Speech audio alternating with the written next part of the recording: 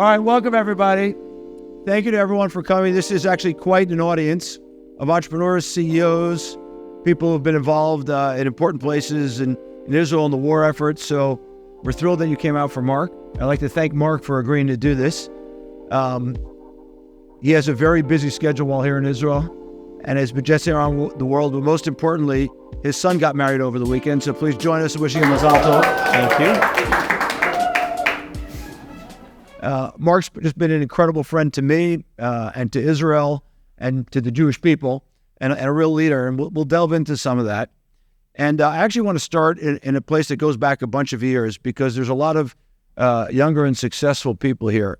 A bunch of years ago, you got involved in something that was originally called YRF and then called Darca. You want to tell people about it?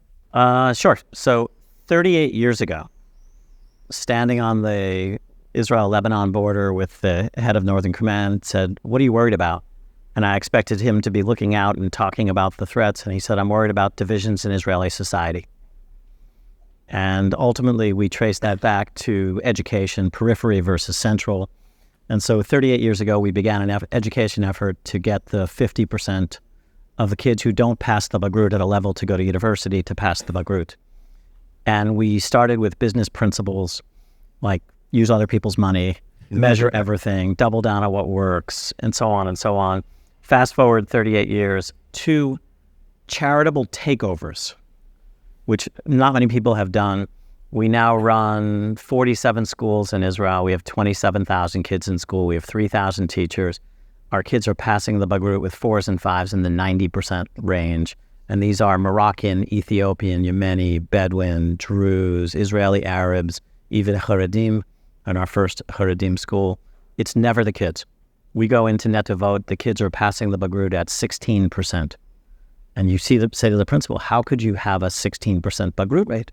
Because what do you expect from poor religious Moroccan kids? And we said we expect a new principal. And 2 years later, this school is 88%. It's just crazy. And these, by the way, union teachers, state curriculum, some religious, some secular, all parts of the school system here. It's just not that hard. And so the goal is nothing short of changing the face of Israeli education, because if we can show that it works everywhere with every population, what parent does not want their kid to get a better education? And it's happening.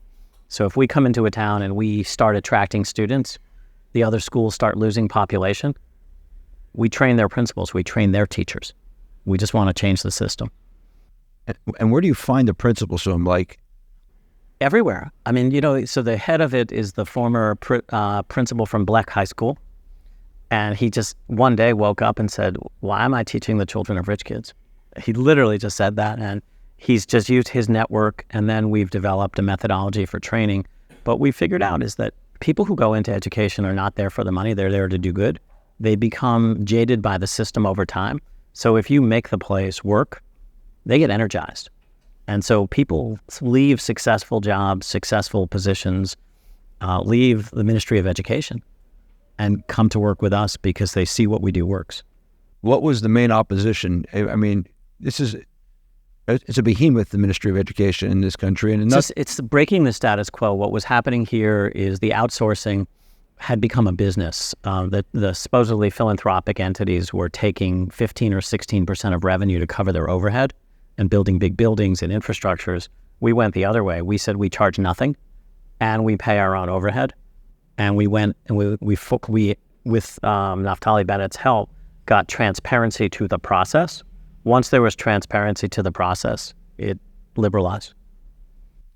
But it is a business, by the way. So we run this thing like a business. The principal who started out as an educator is now like the single best marketer. Like if you had him as a VC pitch, he would, in the elevator, sell you on what he needs to do. He measures. The team is completely awesome, and they speak like venture capitalists. In the public service, that's not a common way to run this. People don't think of running this like a business. Why did you insist on that? And how is it working in this kind of friction with the public institutions? So there's not really friction with public institutions. At this point, we're a cooperative part of the system. people know if we're going to bid on a school, that they will lose it unless they adjust. And so we're forcing the market to adjust. And that's what's happened. And running like a business just means we're scaling inexpensively. We are, in dollar terms, we're $500 per kid per year. It's nothing in the scheme of things. And it just allows us to be really efficient and to make sure we can do 27,000 kids every year. Can you fire teachers? We cannot fire teachers, but we don't have to fire teachers. We can fire the principal. We can hire and fire leadership. But if you are the mayor of a town in the periphery, first, 50% of our mayors are in jail or under indictment. They generally do not know how to organize their municipality. They can't organize a school. And so part of what we do is we just come in and we organize. We actually control a budget. We schedule. We plan. And we tell these kids that they're not going to be mechanics. We tell them they're going to be physicists. And we just remove the low expectation. What would you tell some of the young budding entrepreneurs and hopefully would-be philanthropists in the room about what they should focus on and when they should get started? Early. I mean, this is now year 38 for me. And which is amazing because he's only like 50. It's getting bigger and bigger because people have now seen it work over a long period of time. And we started out as 100% U.S. funded. We are now majority Israeli funded, Israeli entrepreneurs, and Israeli entrepreneurs are really skeptical. So Dana Azrieli merged her philanthropy into the organization. We took over essentially a failing philanthropy from Rashi and put them all together and have gotten synergies, all the things we talk about in mergers that we never get. And how involved are you in Darca? So initially very involved. I mean, we tried and failed numerous strategies, more than Amir has, actually. Everything we could fail at, we failed at. And we just kept innovating and we just kept coming at the problem. And over time, we saw success, and then we doubled down on the things that worked. And the models become great over time. Why do you think so few young people start out when they're like early in their business career doing philanthropy at the young age that you did? And what did you see that others didn't? So I think, look, even for us, so we're the whole group of us that founded the philanthropy are now, 60s. And so we've had to recruit the next generation. So we decided that we would focus on 30-year-olds. And 30 to us was you had achieved enough success in your career that you were willing to think about something other than yourself, but you were not yet attached to something and you were starting to search for purpose. And so I've taken 300 30-year-olds to Israel where I'm their tour guide and they come at my expense. And now if you come to an event for YRF or Darca, it's 50% 30-year-olds and 50% 60-year-olds. It's actually quite a funny mix of people. And the whole mentorship, and to be honest, you want to do something with friends. So make this work with friends. We started this, we were all in our early 20s and mid-20s. This was the best Jewish dating service in New York City. It was absolutely far and away the number of matches we have and dates we have out of this is just off the charts. Because it has to be fun to sustain it over time. You have to want to work with people you like working with, and you have to believe in the cost. Where does your commitment to Israel come from? You know, it's a funny thing because I'm not grown up religious. I never came to Israel as a child, and in my mid-20s, I started in this education project, and it's been like a building and overwhelming commitment over the years. That this is just a unique and special place. And, you know, we are, as they say, the chosen people, sometimes chosen too often. But if you kind of reach deep back, you got involved in your 20s. It was an Israeli school initiative. Like, why did that happen? You could have chosen something in New York. So we were all in our mid-20s. We had all exceeded anything we thought we were going to achieve in our lifetimes financially. And we were all there as a result of education. And we were all Jewish. You're co-founders of Apollo, yeah. Co-founders of this philanthropy, all of whom worked at Drexel Burnham. This is pre-Apollo. Pre-Apollo. So that's quite amazing. Tell us, like, from your perspective now in your 60s. Early 60s, Michael. Yeah. Watch that. And for those who don't know, Marc has just taken over as chairman of the UJA, which is the Jewish Federation of New York. In your own words, I'd love to hear from you what you think is the importance of the Jewish state. Look, I say we learn the importance every day. I'm going to start with UJA and how I got there. So just to give you context, UJA-Federation was formed to help Jews resettle, the Jews of Europe resettle in New York. Last I looked, there's not a lot of Jews resettling in New York. Yeah. And so these places, these big entities, give you a sense. UJA in New York in a normal year raises $225 million. This year will raise $425 million. It is the largest collective Jewish philanthropy in the world and has unique political power and unique ability to have a collective. And so, you ask, what's the importance of the Jewish state? We find it every day. It's our refuge. It's our refuge. So where did 10/7 find you, October 7th? Where were you? I was probably in Abu Dhabi. You were probably in Abu Dhabi. Michael does this, but Abu Dhabi and the Emirates are by far the largest investors in Apollo. We're going to come back to that in a second. But so it found you in Abu Dhabi, and what was your initial reaction, and how did it kind of grab you? I was embarrassed, actually, to think that a failure of this scale could happen, and particularly in the South, where the people already feel neglected. I mean, we're in Netivot, we're Ofakim, Yerucham, and I spend a decent amount of time there. And, clearly the population feels that the government has not cared about them for a long time. And as a proud supporter of the state of Israel, as someone who looks to the IDF and to what Israel does, the notion that a group of amateurs could cause damage of this scale was embarrassing and then tragic. And then, every crisis then presents opportunity, which is, okay, now there's an opportunity to, change the equation. And the equation is always, at the end of the day, at least in recent memory, Iran. And do you think there's enough being done to change that equation, both here and in the U.S.? Look, the answer is no. I've been incredibly frustrated, but what I see is a just war. And just line it up this way. The notion that the world was on Israel's side, that 2 aircraft carriers were in the Med, that basically Israel had carte blanche to come in and do this, and 180 days later, we have kind of lost the narrative, is just insane. And I think, the world does not quibble with the justice of the war, but we live in a political world. Like I can just speak in U.S. terms. We have an election coming up. That election will be in part decided on Israel. And to the extent the population believes that Israel is committing genocide, that's not a great thing for the president, and that pushes the president to be tough on Israel, which actually undermines Israel's leverage with hostage negotiations. It undermines its leverage with Hezbollah. It undermines its potential discussions with Saudi.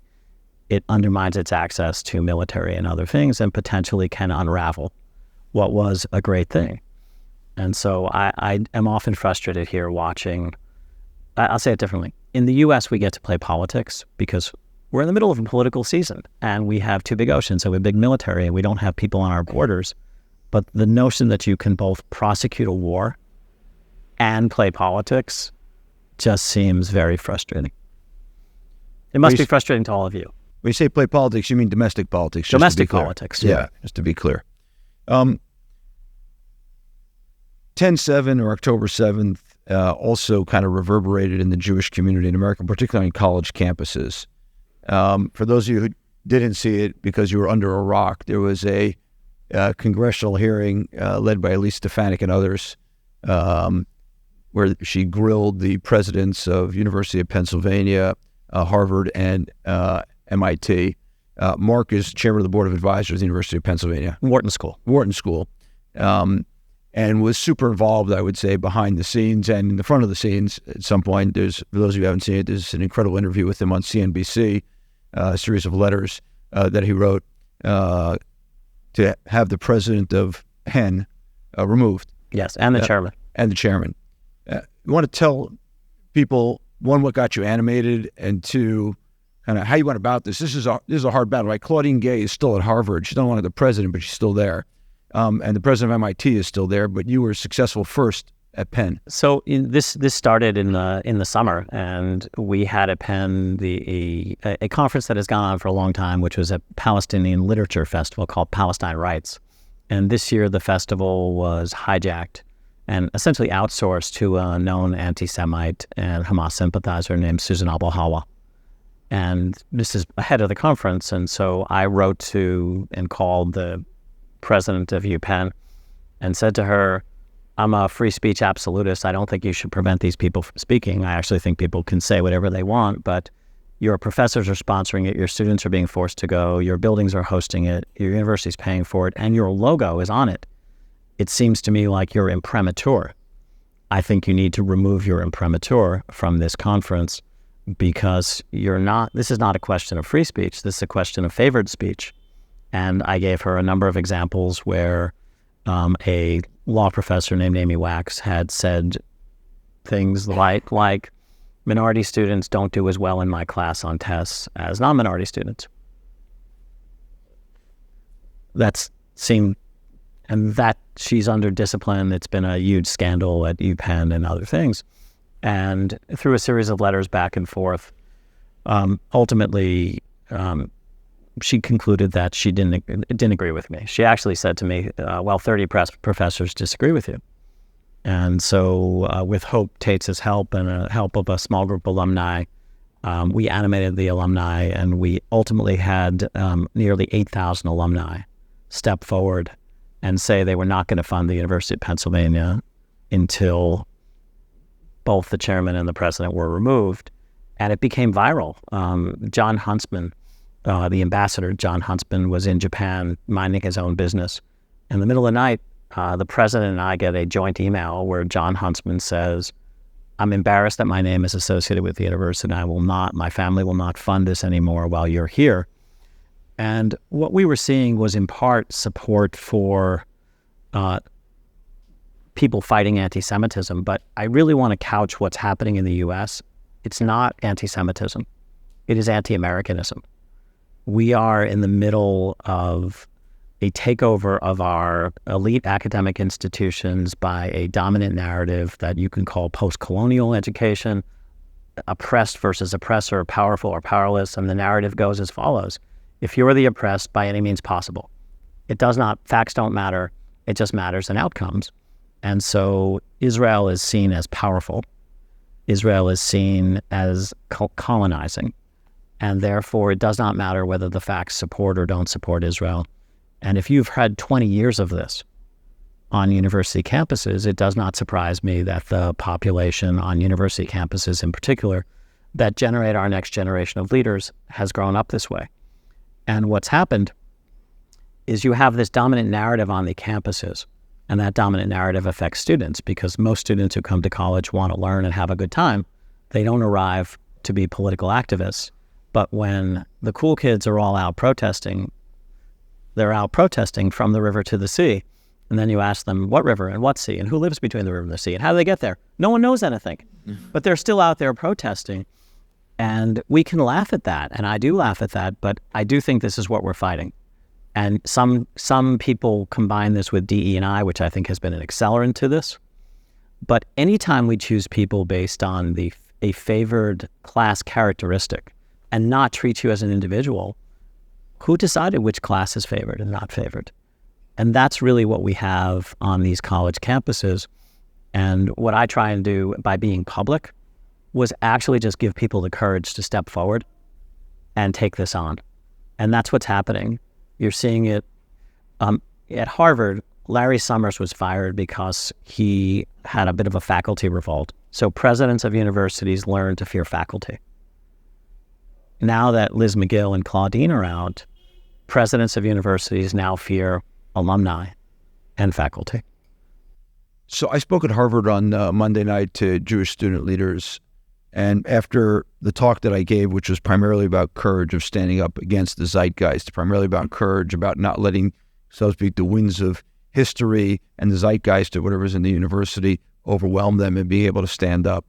One of the student leaders said, can I ask a question? I said, yes. And he says, do you have any practical advice on how to develop courage? And I was kind of stunned. And I looked around at the table. Ken, I've had 4 kids fighting in Gaza, and everyone else here has as well. And I looked around the table. I said, is this an important question? And everyone said yes. Oh, it's not just the students, it's the faculty. I mean, I have chairman of departments, tenured professors who call me, or, I see them on the street and they hug me. Thank you. And I'm like, well, where have you been? Well, I don't want to lose my research dollars. I don't want to lose this. People are fearful. And I think I don't know that we can give people the tools to have courage. I think all we can do is set the example and begin to put this in reverse. And so when I speak, and I've done this a bunch now, I go through how we got here, and I said, actually, telling the truth feels great. All of you should try it sometime. And then I go through, I said, and Hope's heard this before, I'm in Dallas, Texas, or Houston, Texas, a month or 2 ago, and I get off the elevator, and some guy is like, nose to nose with me, and he looks at me, says, are you Marc Rowan? And I'm thinking to myself, 50-50. We live in a crazy world. And I say yes, and literally he just hugs me. Thank you. And that's been, if I look at my emails and texts, I have 4,000 emails and texts, which basically just say thank you. The amount of outpouring of support from employees. And so what I've been doing is literally just telling people, there are no repercussions to telling the truth, because you actually are being looked at as having a moral position. And the more people who we can get to show examples of leadership and model leadership is the best chance I think we have of showing these people how to have courage. Because I don't think we can there's no magic pill for them. Why is it so hard to have courage? Faculty members you mentioned, these are well-educated people, many business people.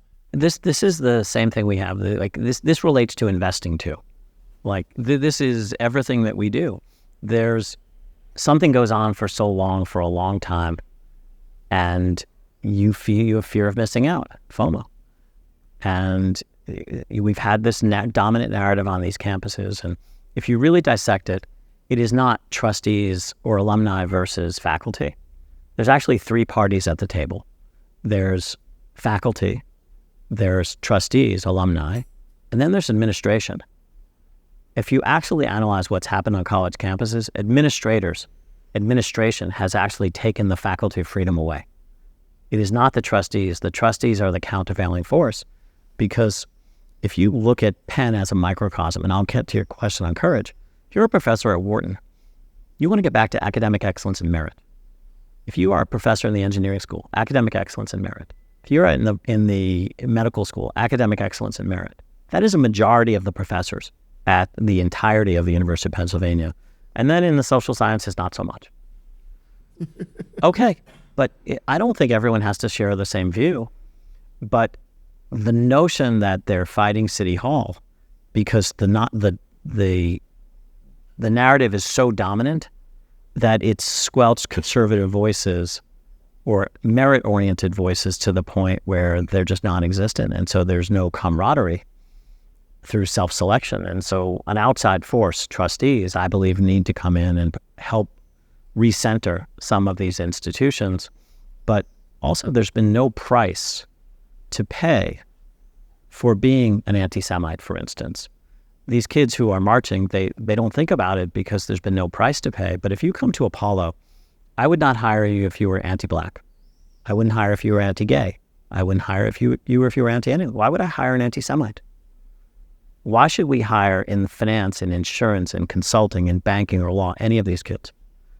I think one of the things we should do is make sure there's a cost for being an anti-Semite. I think we should call out the 20 worst universities, the 20 worst civic organizations, the 20 worst philanthropic institutions. We should make it embarrassing to serve as a director on these boards and trustees, because being an anti-Semite has been costless.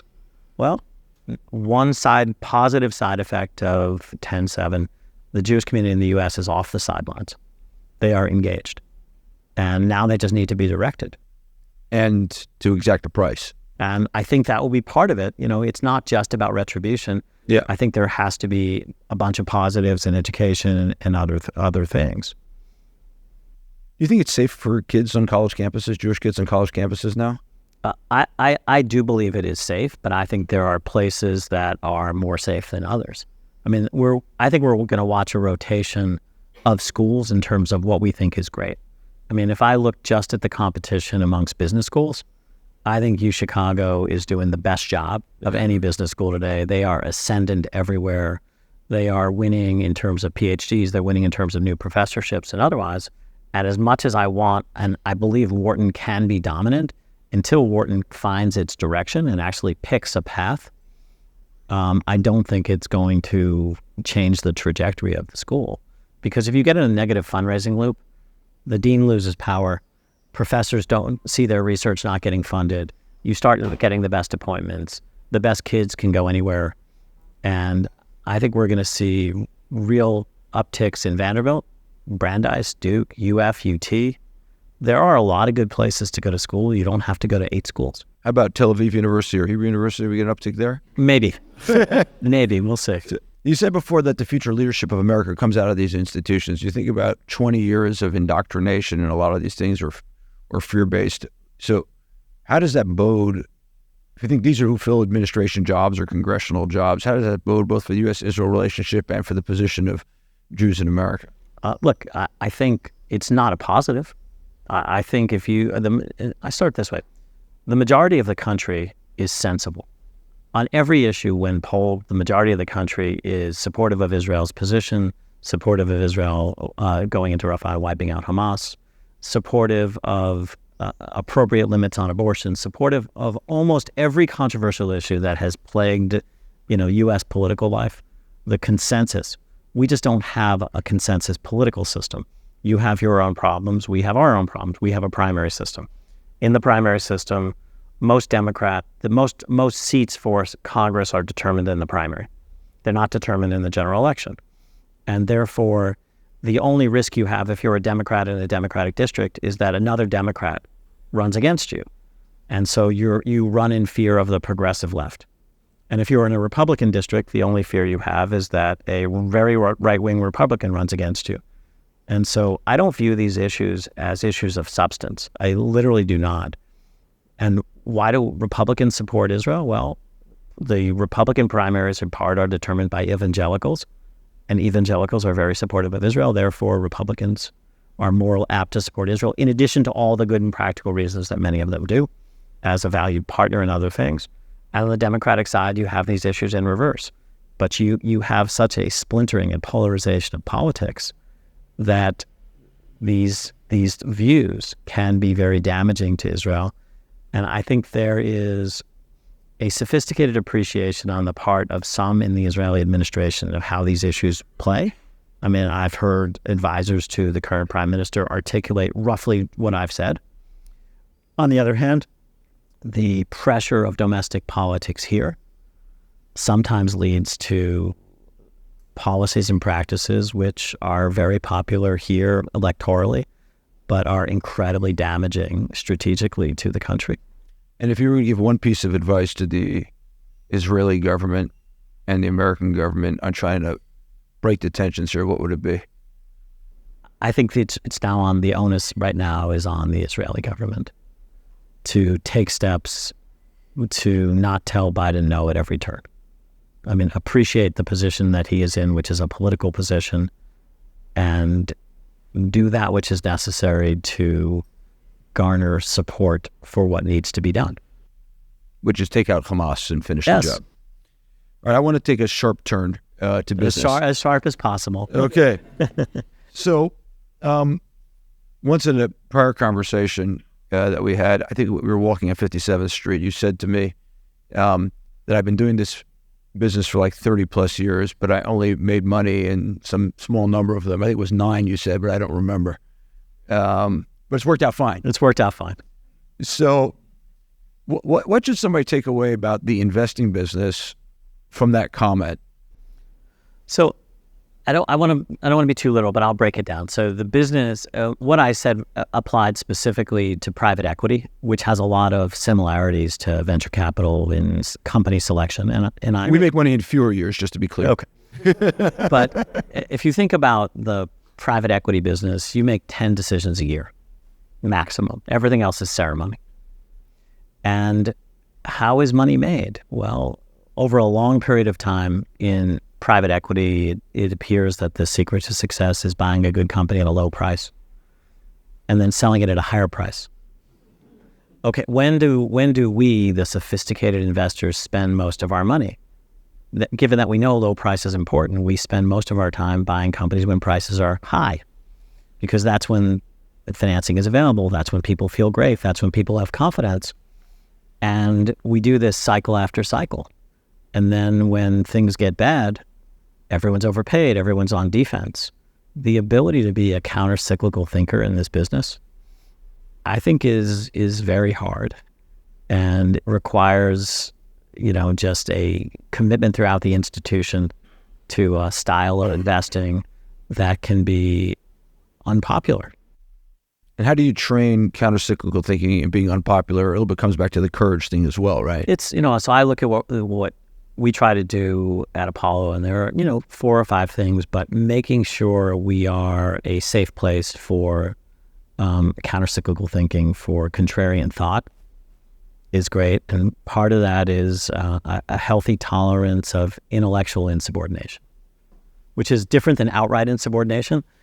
But what is intellectual insubordination? That means you can take on if you're a young professional in the firm and we're discussing an investment, you can take on anyone over the investment on facts and have it out. And it is not only tolerated, it's expected. You can have deal teams disagree with each other. As long as the facts are on the table, we make investments as a partnership, and we win and we lose. But let's face it, how do we know who was a good investor over the last 10 years, exclude the last 2? I think it's very difficult. I think track record is useless. Yeah, so do I. Like, look at the U.S. We printed $8 trillion from 2008 until 2022. When we print $8 trillion, what happens? Everything goes up and to the right. And everything did go up and to the right. Good stuff and bad stuff. Okay, like if I picked out some names, which I'm not going to since we're recording this, and I asked you 3 years ago if they were good investors, everybody would be like, oh yeah, they're amazing. And now if I ask, 3 years later, no, they were just lucky. Many of them are out of jobs. Yes, many of them are out of jobs. So I do think that is an element of being an investor, which, by the way, is different than running the business that I run today. The business that I run today is the ability to be a good investor is paramount, but the ability to identify big societal shifts, trends, and get yourself in front of these trends is much more important. So we gathered the whole partnership in Abu Dhabi in January, all 201 Apollo partners. First, the fact that 70% of them had never been to Abu Dhabi and they're our largest investor is itself an issue.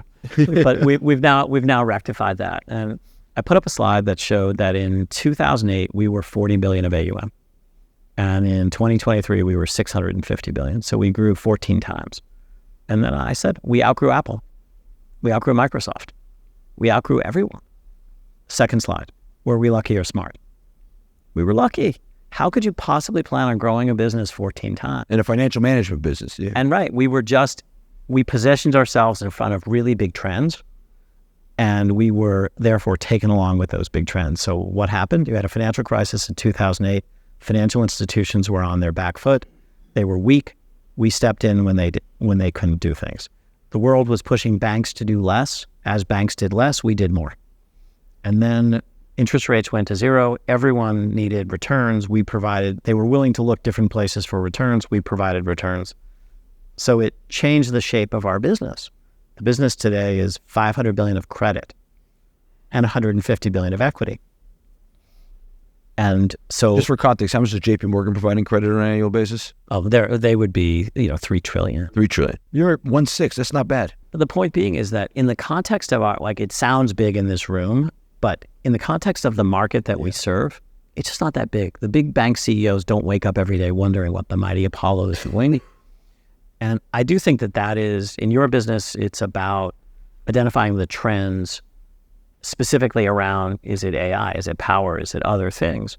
In our business, it's what's going to happen next. So we look at the world and banks are still being asked to do less.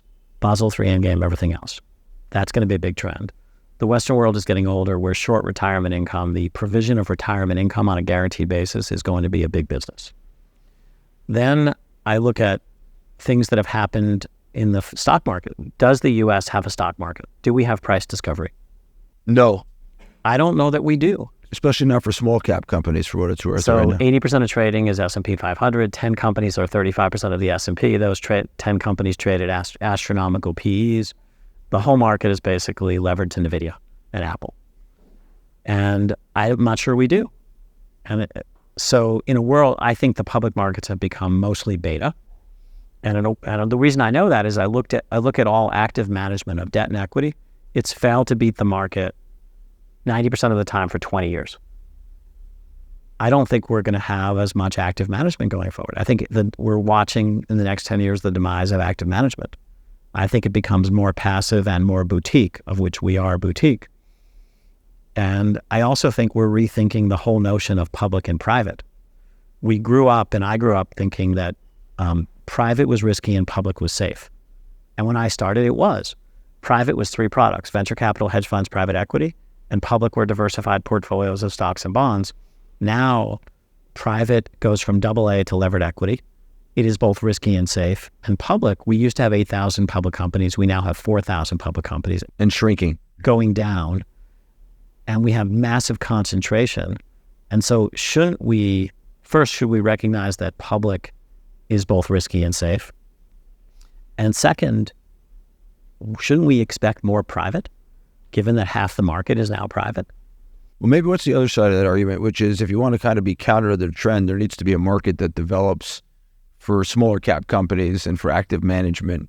You don't think that happens? I don't know. That's bad news for the whole room here, just so we're clear. I think it's going the other way. I think the question is one of exit. I think the private market, I think, wins at the expense of the public market. Because of regulation? Like, why does it happen? Because the big pools of capital are just passive and algorithmic? Because big pools of capital are passive and algorithmic. Now, the negative for our business, and it's your business and my business, is I think IPOs are going to be the minority exit for all businesses. And I think we're going to have to be really careful about how we invest to make sure that what we're doing is incubating for public companies to buy. You talked about getting ahead of trends. One of the big shifts in the market since interest rates went up is all of a sudden a focus on cash flow and profitability. In the room are people who are growth-minded rather than cash flow-minded. Every startup is growth-minded. If you were advising the room, what would you tell them? How would you tell them to think about that problem? And you have one of your entrepreneurs in the room too. That's exactly what I tell them, which is get to cash flow. We have to recognize that the money we will raise will be limited by the willingness of private capital to finance success. So get out and show success, and then you'll get the next round of capital. We just had this conversation over a drink here, which is, okay, you're showing success, you're going to get the next round of capital. And I do think that that's really important today, as opposed to we're adding customers, we're scaling, but there's a big hole. Big holes cannot be filled. How do you think about AI? You have this giant portfolio of companies, right? How do you think about the emergence of AI in these big companies, some of which are industrial, some of which are hospitality, some of which are insurance? So for us, again, I won't hold us out as experts in technology, but what we see primarily right now is a massive cost lever. And I'll give you the first use case for us. So we run a very large call center for our insurance operation. Every call center everywhere in the world has 30% turnover, if they're good. That means 30% turnover butts and seats of people. Annually, yeah. That means everyone in the call center knows nothing because they haven't been there. And therefore, you're not displacing a knowledgeable individual. And so we will initially start with an AI co-pilot with a person, because we're in a regulated business, and we will, over time, replace our call centers with AI. Okay. We are now, for all our simple legal documents, AI. AI is now the first draft of everything, which is a massive cost reduction. It's not yet at a decision-making point in our business. I think it will be. What did you do to get Apollo ready for this? It's primarily been putting the team on the field and giving them the opportunity to be wrong. So I'll come back to like management style. So the business is, it can be really hard or it can be really simple. What's really simple? What do we offer clients? What do you offer clients? You offer them judgment. That's all you offer them. And I think judgment comes over a long period of time, seeing what you do and don't do. Therefore, once you are at Apollo, I want you to spend your whole career at Apollo, otherwise I lose your judgment. So the North Star of how we run the business is to make Apollo the single best place to be a partner in financial services. Okay. Second, in private equity or venture capital, you make 10 decisions a year, and you can therefore have every senior person around the table and make those 10 decisions. When the business gets to scale, if you try to make that, the line outside your office gets really long and the quality of your decision-making goes down and the frustration level goes up. So you have to go the other way. You have to tell people where you're going. You have to tell them what they can do to get there. You have to give them the do's and don'ts of what your corporate code is, and then you have to make it safe to fail. Because if I'm right 2/3 of the time, that's a lot. That means I'm wrong every third decision, but I just fail and fix it quickly. And I tell people, you don't get fired for making a bad decision. You get fired for making no decision. Or you get fired for bringing not all the information to the table to confirm some bias that you have. How do you deal with people's confirmation biases? You just over time, like this it is remarkable. I live with a quote behind me from Teddy Roosevelt, which is how you see the world once you've made up your mind. Every piece of data you just shape to fit your predetermined conclusion. That's like closing the circle with October 7th in many ways, right? And so here, look, what we try and do is just to make sure we're always challenging, we're always being contrary. I grew up, when I was coming up in the business, if I wanted to do something, the senior team never wanted to do it. They just were contrary for the sake of it. And it forced better decisions. Did you become defensive? No, but that's the side of it, which is you knew that you had to kind of get through a gauntlet to do it, and you were just ready for it intellectually, and you tried not to be locked in. But as you know, it's really hard. You've both invested personally in Israeli technology companies for the most part, and Apollo, I believe, bought Playtika at some point. What's the difference in your view between the Israeli companies you've invested in and worked with and the American ones? Oh, it's so much more efficient. It's so much more like hands-on, get dirty, get it done. Oh, like night and day. And night and day. And therefore, like getting from startup to proof of concept to showing customers is actually, I think, easier here. Getting it to scale is easier there. Is there a bug in the Israeli genetic pool that you can't get to scale? Is that like it's like a heavenly decree? You, the chosen people, can't scale? I mean, there's very few of us. It's true. I have cultural observations where people are willing to sell for short dollars. That's one. That's one. The second is you grow up in a market where you are, unless you are international in your view, you grow up thinking small. Because it's a small market, as opposed to in the U.S. where you grow up thinking, you have a big market to go test and do in. I also think the scale of capital that's available in the U.S. to allow you to start some of these things has been bigger, but is correcting. I've often thought the second point you made is correct, which is when you grow up in a smaller country, your notion of what scale is just smaller. How would you correct for that? I don't think it's not going to correct for it any other way. I think the entrepreneur system here is incredible, but because of the late start as a result of military service and other things, and particularly people who are at the best part of their career, they've served more than their required 3 years or anything else.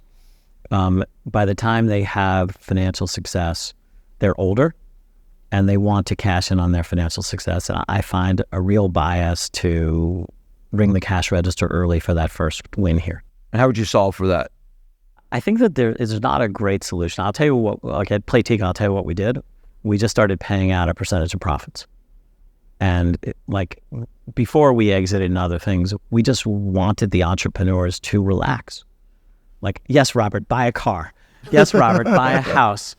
And so it made them more willing to swing. We were swinging the bat, and we saw something and we didn't want them to kind of lose confidence as a result of their personal financial situation. Because sometimes the notion that the investor wants the entrepreneur to be all in is great, up until the entrepreneur is all in and becomes risk averse. Yeah. And we try to find the balance between the two. I'm going to say look, things have changed here. However attractive Israel was pre-October 7th, it is less attractive now. And that just has to be a recognition. But it's also an opportunity. And so I'm just going to go off piece for a second. Just, touring Europe and speaking to regulators for the last few days in financial services. And everywhere I went in Europe, they were talking about, am I seeing the UK really reforming to reach out for business to try to build? And I said, no, not a single sign of it. Brexit, they never got themselves behind what Brexit opportunity was. They never became the Singapore of Europe. They went the other way. They had all the costs of breakage, and then they emulated the system that they were breaking from, if not the same, worse. And so I look at a break. October 7th is Israel's own break. Okay, how do you take stock of what is really good here and is really strong, and how do you make it more attractive? How do you actually go to the 4 or 5 industries that dominate here and say, what are the impediments to success? And how do we use this opportunity? Because it is going to be an opportunity when the dust settles. How do we use this opportunity to change the landscape and actually do it? And as I've talked to you and others in the room, the shocking lack of thought of how long-term economic policy is done is just shocking. What would be your top 2 pieces of advice to get after that? Look, I think we live in a global world. I mean, you look at I'd go industry by industry, and I'd go, you have oil and gas, you have defense, you have technology, you have tourism, and it does not have to be tech. I jokingly said to both you and Ayal before, I said, okay, show me where the hotel school is in Israel. Everyone's like, huh? Hotel school? I was like, exactly. This is the typical stepping stone for blue collar to white collar employment, and it doesn't exist here. And yet, everywhere I go, there's hotels being built. Last I looked, people actually serve people in hotels. Yeah. And we're not training them. We don't. The robots are coming. But these are just like, go industry by industry, and what are the 4 or 5 things that are the biggest impediment to life? That's a good segue to my last 2 questions. I'm going to take a couple of audience questions. You mentioned before the GCC in Abu Dhabi and going there, and that's where you were. Where we're sitting right now, what do you think is the opportunity and challenge for this region, Saudi, Emirates, Israel, maybe India and others right now, and how would you prosecute it? I think it's to make it livable. I mean, so I'll give you my observation. So I've been going to Abu Dhabi and to the Emirates for a really long time. And the first generation of expats who were there were people who failed in Western companies. This was the only place you could get a job. This generation of expats are everyone who's the best of the best. First class people, yeah. People, despite the climate, despite being a form of government that is not, how most of us have grown up, Abu Dhabi, Dubai have become really attractive places to live, and they have gotten the dividend of talent and reinforcement and local investment and the ability to take knowledge industries and to have people invest, because they've always had plenty of money. And now they have money and a livable place, and they're reaping the benefits from that. I think Saudi is going to reap the benefits from that too. 5 years ago, if I had to go to Saudi, I would literally be dreading the trip. Now I feel almost like going to Abu Dhabi. If I look, women are out and about everywhere in Saudi society. 50% of my professional contacts in Saudi are female. 200,000 Saudis a year moving back to Saudi, mostly educated women whose parents had sent them abroad. The energy level of young Saudis, 50, young even for me, is just off the charts. Is it as embedded in Saudi as it is in Abu Dhabi? Absolutely not.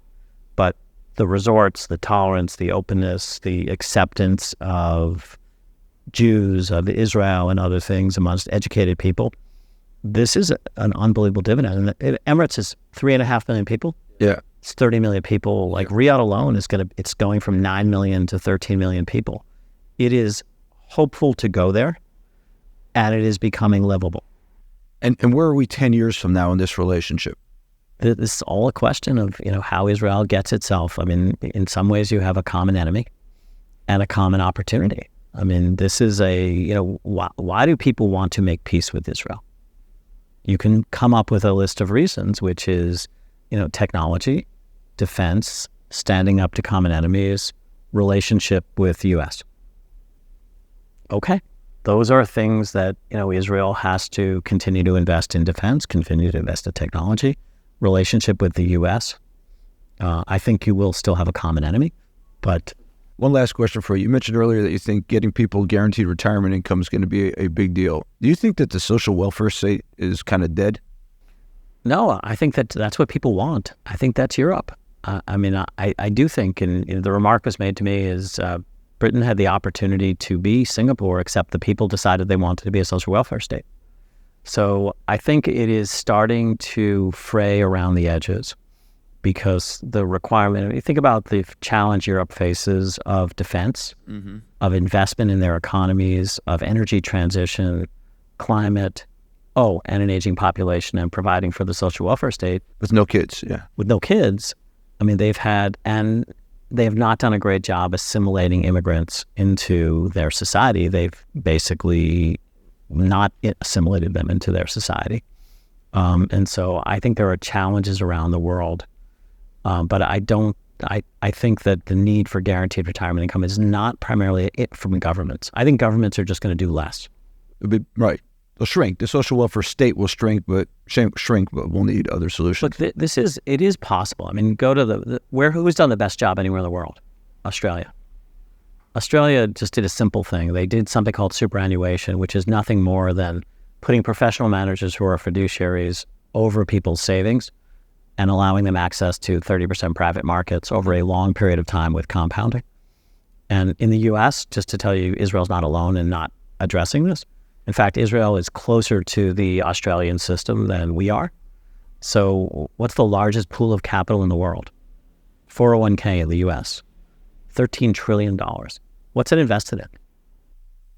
The index, maybe. Daily liquid stock index funds for 50 years. Why? No one knows. 50 years ago, we decided this was what they should own, and we haven't changed yet. So if we had invested Social Security in anything other than government bonds, we'd be talking about surpluses. Questions from the audience? Visa. I can't believe people raise their hands, actually. Oh, my God. Yeah, I'm surprised Yael raised her hand. Yael runs AI for Walmart and Walmart Israel, among other things that she does that we won't talk about. Most innovative startup-ish company in the world, I would say, or not. Almost harder to innovate in a big company. Yeah. First of all, thanks for coming here and sharing your insights with us and coming to Israel. I want to go back. This is not a hardship, by the way. I have to be honest. I'm glad to hear. I'm staying down the block. It's all good. Yeah. Getting back to campuses. So when you look at the young Jewish generation, where are they on the spectrum of supporting Israel or protesting or feeling that they're not necessarily supporting the actions and what Israel is doing? And what massive resurgence of support for being Jewish and for Israel. And I think there's always the fringe, but after October 7th, people are just off the sidelines. And do they feel closer to Israel? Because I don't know. What do you think? October 7th, I'm looking at Hope. She spends most of the time with the kids. No, as Michael said, they're getting more courage. They're getting more, as we get them out they want to come, by the way. They haven't been able to come during the academic year. We're trying to get the college camps united, loud, together, but the support is really there in every way, shape, or form. And anybody who wants to connect on this subject, we want them here, and we want you guys to know how supported you are. Other questions? You done? You talked about the colleges, but actually I want to hear your thought about the relationship between Israel and the Jewish community in the U.S. post October 7th. It's an interesting thing. So pre-October 7th, everyone had their own, things. I mean, most of the U.S. is reform or conservative, and it's divided that way. And I would think the support for Israel, while always there, is the Orthodox are more supportive, the Reform are less supportive. They don't feel as welcome. I think post-October 7th, that conversation is completely and totally on the sidelines. I mean, I want to say, I'll say it in the nicest possible way. Reform Jewry, of which I'm a member of, I would listen to the rabbis and the rabbinate for the whole movement, and they basically had bought into the whole, social justice, DE&I narrative. And after October 7th, the LGBT community didn't come out, the women's community didn't come out, the Black community didn't come out, the Hispanic community, the immigrant community, everyone they supported kind of deserted them. This was a massive wake-up call. Some of them got the joke, and some of them didn't. But everyone is being forced to rethink their position. So there's obviously a lot of dispute, just as there is here, with respect to leadership and the style of leadership.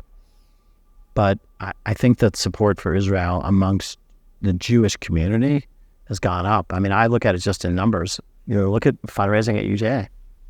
People have come off, people who never gave to UJA just want to help. And do you think we will see a change regarding to the politics in Israel?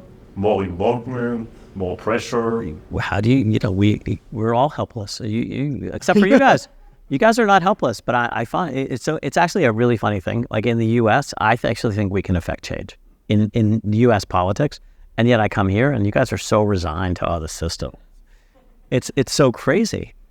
I mean, the notion that there's not going to be substantive change after what's happened here, I just can't believe. There will be. Good.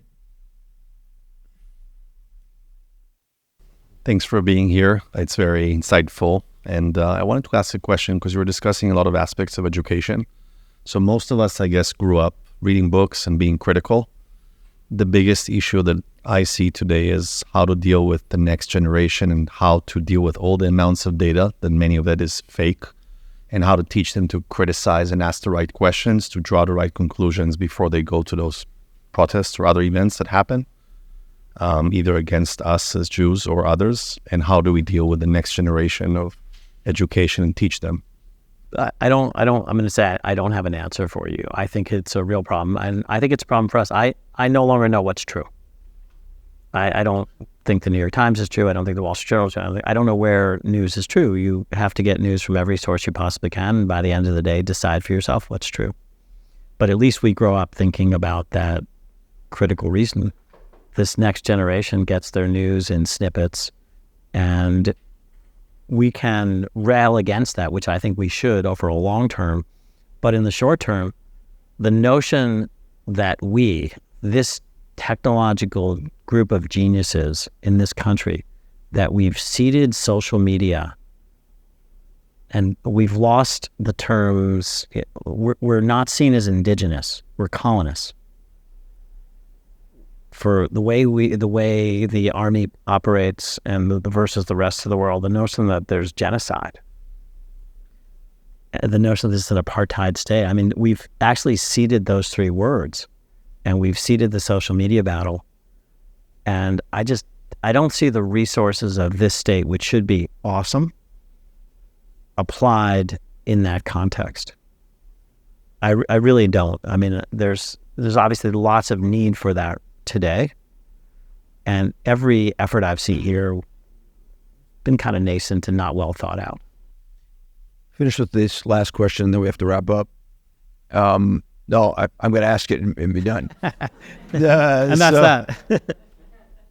The interviewer's prerogative. So there's a bunch of people in the room who have been in reserve since October 7th, and some in uniform here. from looking from the outside in, what's the one thing you'd like to tell them or empower the people who have been in Gaza on reserve duty, from your job as chairman of UJA, the work you've done there?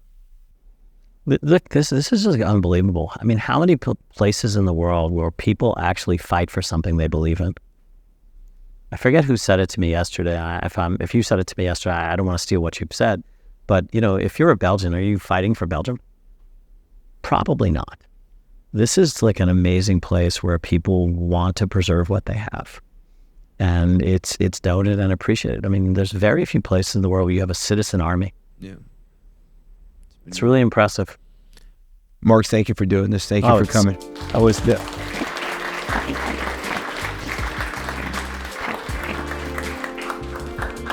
Great. total pleasure.